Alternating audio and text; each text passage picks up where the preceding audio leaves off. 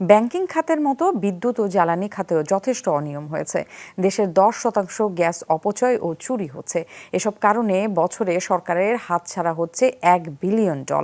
সকালে জ্বালানি খাত সংস্কার বিষয়ক সেমিনারে এমন উদ্বেগের কথা জানান জ্বালানি বিশেষজ্ঞ ডক্টর ইজাজ হোসেন।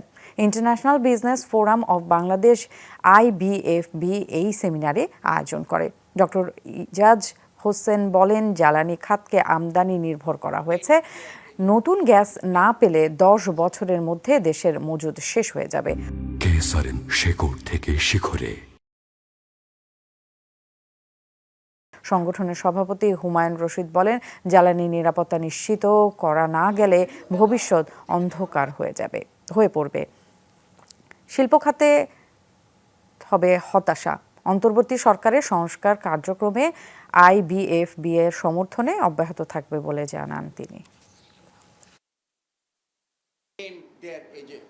5% গ্যাস চিন্তা করেন, এই টোটালটা যদি চিন্তা করি, $12 যদি আমরা এলএনজি যেটা কিনছি, যদি আমি হিসাব করি, তাহলে এই গ্যাসটা যেটা আমাদের হারিয়ে যাচ্ছে, এটা is worth $1 billion. $1 billion every year.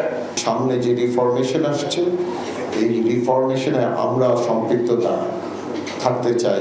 আমরা সরকারকে তুলে ধরতে চাই যে আমরা একটা সুন্দর পৃথিবী চাই, যেখানে আজকের স্টুডেন্ট যারা, তাদের জন্য নিশ্চয়ই সুন্দর ভবিষ্যৎ হবে।